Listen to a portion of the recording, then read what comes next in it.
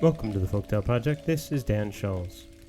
Today's story is a Norwegian folktale brought to us by our friend Simon. This is The Hen Trips in the Mountain. Once upon a time, there was an old widow who lived in a remote village tight by a hill with her 3 daughters. She was so poor that she owned nothing but a hen, and this she held as dearly as the apple of her eye. She clucked for it and tended it, both early and late. But one day, just like that, the hen disappeared. The wife then went around the cabin searching and calling, but the hen was, and remained, gone. "You must go out and try to find our hen," said the wife to her eldest daughter. "We must have it back, even if we must take it out of the mountain." So the daughter went out to look for it. She went both hither and thither, and searched and called, and no hen did she find. But suddenly she heard from within the mountain wall, "The hen trips in the mountain! The hen trips in the mountain!" She would then go over to see what it was, but by the mountain wall she fell through a trapdoor, deep, deep into a chamber beneath the earth. Down there she walked through many rooms, the one finer than the other, but in the innermost an ugly great man of the mountain came to her. "Will you be my sweetheart?" he asked. "No," she said, "by no means." She wanted to go back up and look for her hen, which was missing. Then the man of the mountain grew so angry that he took her and twisted her head off, and then threw both head and body down into the cellar. The mother sat at home and waited, but no daughter returned. She waited a good while longer, but as she neither saw nor heard anything of her, she said to the middle daughter that she should go out looking for her sister. "And you can call for the hen at the same time," she said. The second sister went thus out, and things went just the same way with her. She called, and suddenly she too heard from the mountain wall, "The hen trips in the mountain! The hen trips in the mountain!" This she thought was strange. She would go over to see what it was, and then she too fell through the trapdoor deep, deep down into the chamber. There she walked through all the rooms, but in the innermost the man of the mountain came to her and asked if she would be his sweetheart. No, she would by no means be that. She wanted to go up again immediately and search for the hen that was missing. But then the man of the mountain grew angry. He took her and twisted her head off, and threw head and body down into the cellar. When the wife now sat waiting for her second daughter too, for 7 long and 7 broad, and no daughter was to hear or see, she said to the youngest, "Now, truly, you must go and look for your sisters. Bad it was when the hen went missing, even worse would it be if we did not find your sisters. The hen you can always call at the same time." Well, the youngest was to go out then. She went hither and thither and searched and called, but she did not see the hen, and neither did she see her sisters. A long time after a long time, she also came to the mountain wall. And there she heard it say, "The hen trips in the mountain! The hen trips in the mountain!" This she thought was strange. She would go over to see, and then she fell through the trapdoor, deep, deep down into the chamber. Down there she walked through one room finer than the other, but she was not so afraid, and gave herself good time to look at both one thing and another. And so she caught sight of the cellar trapdoor too. She looked down through it, and soon recognized her sisters who lay down there. As soon as she had got the cellar trapdoor closed again, the man of the mountain came to her. "Will you be my sweetheart?" said the man of the mountain.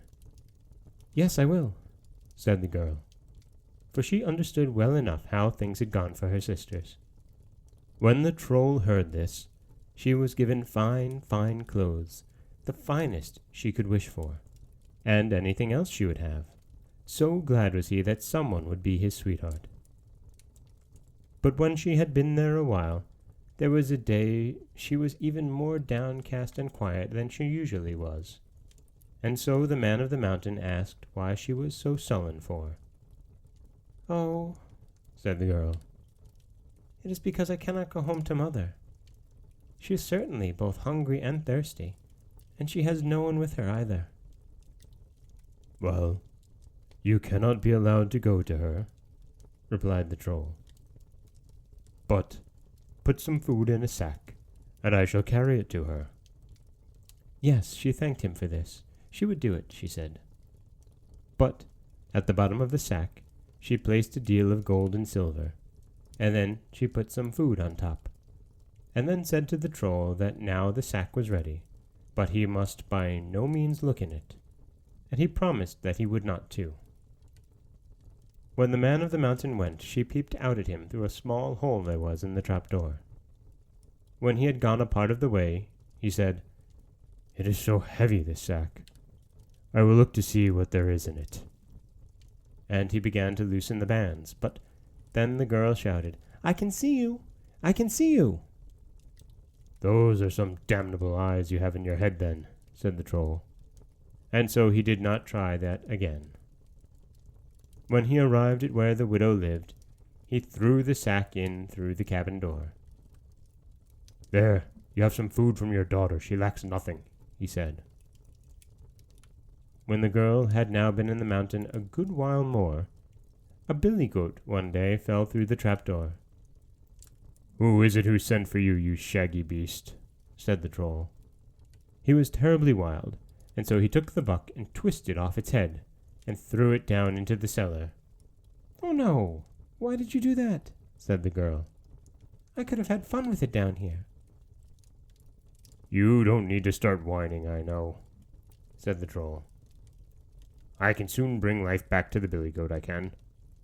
With that, he took a jar that hung on the wall, set the billy goat's head back in place, and rubbed it in from the jar, and then it was as good again. "Ho, ho," thought the girl, "that jar must be worth something." When she had been with the troll a good while more, she made sure the troll was out, took the eldest of her sisters, put her head in place, and rubbed her in from the jar, as she had seen the troll do with the goat, and straightway her sister came back to life. The girl put her in a sack, and put some food on top, and as soon as the troll returned, she said to him, "Dear me, you must go home to mother with some food again. She is certain to be both thirsty and hungry, the poor thing. Alone she is too. But do not look in the sack." Yes, he would go with the sack, he said, and neither would he look in it.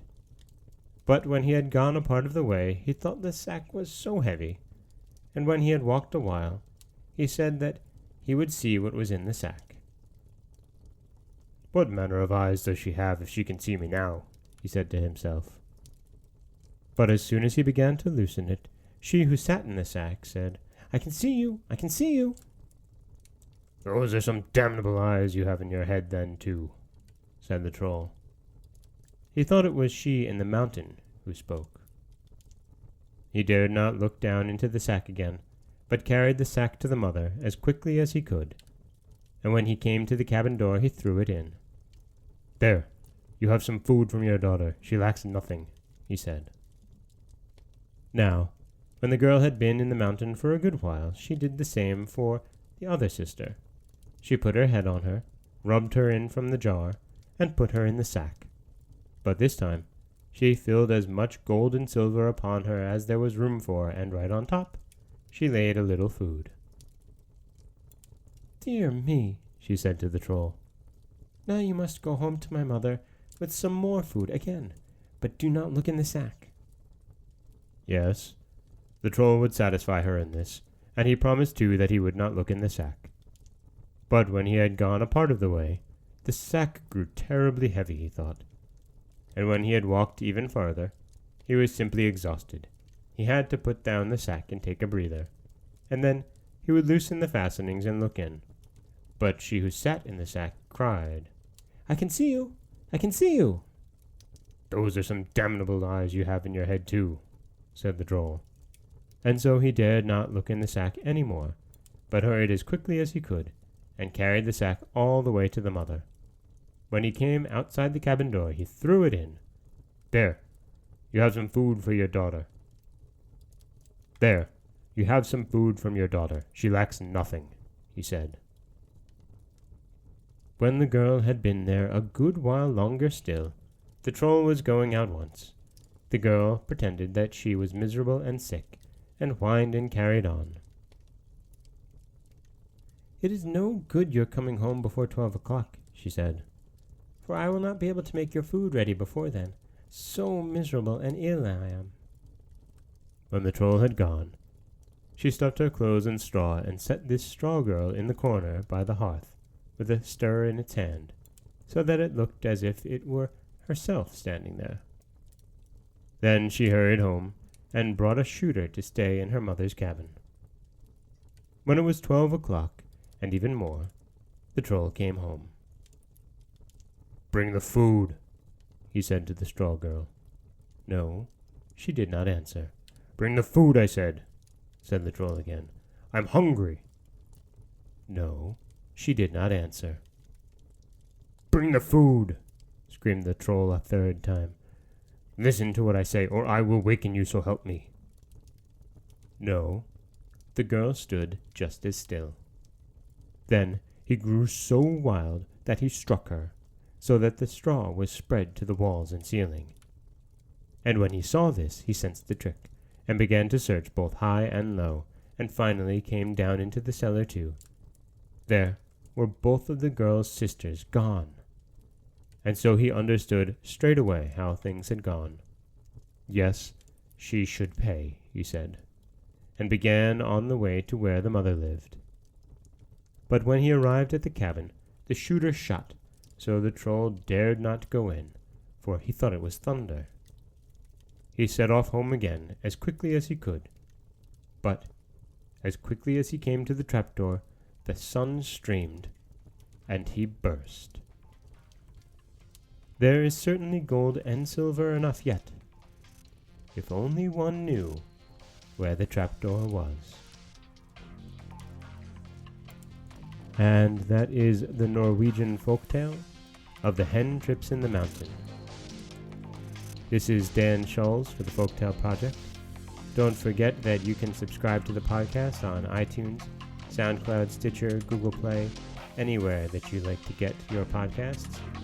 You can also follow us on Twitter at Folktale Project. You can find us on Auto Radio and TuneIn Radio, and you can always head over to folktaleproject.com, where you'll find a new story waiting for you every weekday morning. Thanks for listening.